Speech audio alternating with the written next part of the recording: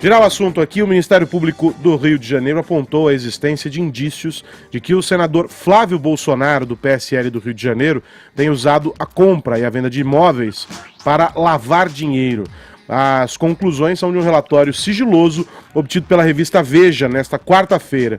Segundo o documento, entre 2010 e 2017, o então deputado estadual lucrou 3 milhões e 89 mil reais em transações imobiliárias. A gente vai direto para o Rio de Janeiro porque o Rodrigo Viga tem mais informações sobre este caso. Bom dia, Rodrigo Viga. Fala, Barba. Tudo certo? Tudo tranquilo ou não? Tudo tranquilo. O que você me conta sobre este caso? Esse caso ainda vai dar muito o que falar, viu, meu caro Aros, ouvintes e internautas da Jovem Pan, porque o Ministério Público conseguiu a quebra dos sigilos bancário e fiscal do Flávio Bolsonaro e também do ex-assessor parlamentar dele, o Fabrício Queiroz, e agora vai escarafunchar, né? Vai entrar no detalhe sobre essas e outras movimentações financeiras atípicas que tinham sido detectadas inicialmente pelo COAF. Como você bem disse, de acordo com o Ministério Público, que ofereceu a denúncia à Justiça e acabou embasando esse aceite da Justiça do Rio de Janeiro, o Flávio Bolsonaro, segundo esta argumentação do Ministério Público, teria, no intervalo aí de 7 para 8 anos, de 2010 a 2017, movimentado quase 10 milhões de reais, 9 milhões e uns trocados, na compra e venda de imóveis, salas comerciais, Zona Sul e Zona Oeste do Rio de Janeiro, que são as zonas mais valorizadas, áreas mais valorizadas aqui do Rio de Janeiro, e com isso teria lucrado mais de 3 milhões de reais. O Flávio Bolsonaro, agora senador da República, ex-deputado federal, nega, primeiro rechaça o vazamento de informações, né? Segundo, nega, diz que realmente fez transações, fez negociações com salas comerciais e apartamentos, mas os números apresentados jamais se aproximam, estão bem distantes,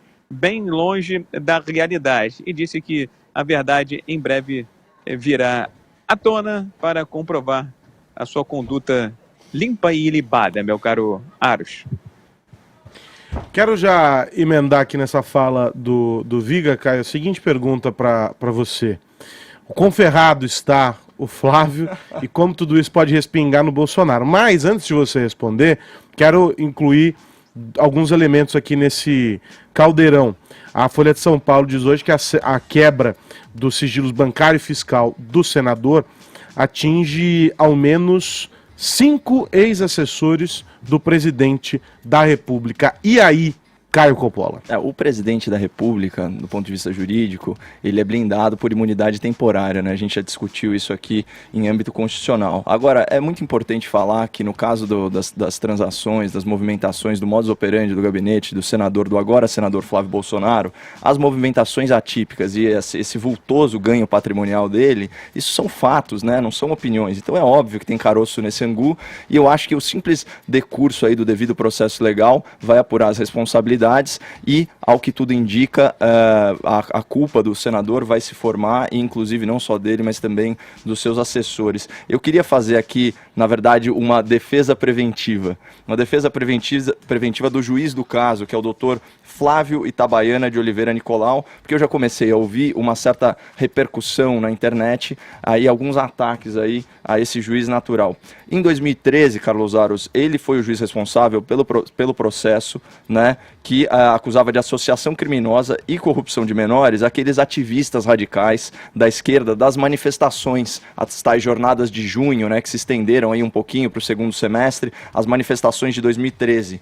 A mais célebre, né, desses ativistas aqui, entre aspas, era a tal da Elisa Quadros, a Sininho. Lembra dela? Bom, esse foi o juiz que condenou a maioria desses 23 ativistas a 7 anos de prisão. E adivinha quem que fez uma reclamação formal contra ele no CNJ, no Conselho Nacional de Justiça, contra as prisões preventivas? Olha aqui, Jandira Fegali, PCdoB, Ivan Valente, Jean Willis e Chico Alencar, do PSOL. Vamos lembrar que, à época, o PSOL tinha até texto no site oficial endossando os black blocs. E aí, só depois da morte do cinegrafista Santiago Andrade, que eles deram um passo para trás e pararam de apoiar publicamente os black blocs. Bom, qual que era o argumento da esquerda, do PSOL, dos black blocs, ética terva na época? Eles falavam em abuso de poder deste juiz, né, para, abre aspas, reprimir delitos imaginários forjados pelos aparatos da repressão governamental. Na real, o que isso quer dizer? São crimes concretos, investigados, aliás, comprovados por investigação policial. A tradução disso, né? Só que o que acontece? O STF, seguindo a sua própria doutrina laxativa, que solta tudo e todos, anulou as provas, porque disse que elas se tratavam de provas colhidas por policial infiltrado. Aí eu te dou uma chance para adivinhar qual que era o relator do caso. Vai, manda. Gilmar Mendes. Era ele. O que aconteceu? Essa ação penal, então, por associação criminosa e corrupção de menores, ela foi trancada. Por quê? Porque as provas que comprovavam os crimes foram descartadas, né? Então é o seguinte, se o ouvinte não acha justo descartar a prova de policial infiltrado por uma tecnicalidade, então faça o favor aí de pressionar o seu parlamentar para apoiar o pacote anticrime do juiz Sérgio Moro, que permite infiltração de policial em organização criminosa. Agora, por que eu chamei a atenção para essa história? 3 pontos. Primeiro, não se pode falar que esse juiz, o doutor Itabaiana, é movido por paixões político-partidárias. Primeira coisa, né? Segunda coisa, a gente não está diante de um juiz garantista ou bandidólatra, vai por assim dizer. Ele interpreta e aplica o direito penal também considerando a perspectiva da vítima e o interesse público, certo? E terceiro, é um juiz corajoso. Ele consegue enfrentar patrulha política e patrulha midiática. Aí olha essa frase da defesa do Flávio Bolsonaro, olha a coincidência. Desde o início a investigação tem como foco o senador Flávio Bolsonaro, portanto, à época havia necessidade de autorização do TJ para que fosse investigado. Aqui eles estão apelando ao quê? Ao foro privilegiado, né? Aí continua, o Ministério Público dissimulou o fato dele ser investigado justamente para burlar essa necessidade de requerimento judicial. Isso macula a investigação desde a origem. É o mesmo argumento do Gilmar Mendes para descartar as provas com black bloc, entendeu? É o fruto podre da árvore doente, vamos dizer assim. Então, olha essa coincidência nas estratégias da defesa, tanto do PSOL quanto do Flávio Bolsonaro. O que é? É invalidar a prova. Você não vai discutir o mérito do que foi apurado, você não vai discutir a realidade dos fatos. O que prova que, de noite, todos os gatos são pardos. Os mecanismos de impunidade, eles são os mesmos para a esquerda e para a direita. E isso tem que mudar numa ampla reforma penal. Deixa eu só falar uma coisa bem rápido. A julgar pelo que aconteceu ontem, com as muitas manifestações pelo país, e também agora com a investigação do Flávio Bolsonaro, eu vou citar o meu colega Chico Barney, que ontem no Twitter falou algo. A família Bolsonaro vai conseguir o que parecia impossível, unir o Brasil de novo. Viga, mais algum detalhe ou podemos fechar a lojinha?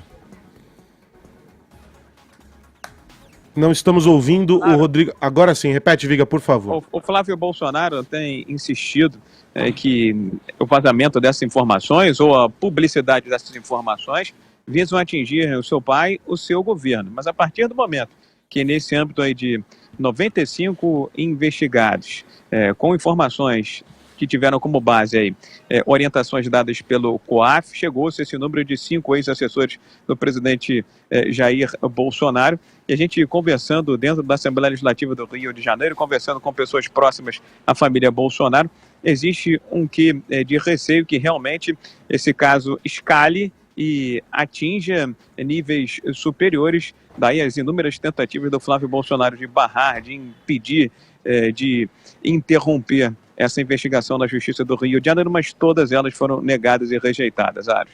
Um abraço, Viga. Bom trabalho para você por aí. Valeu, garoto.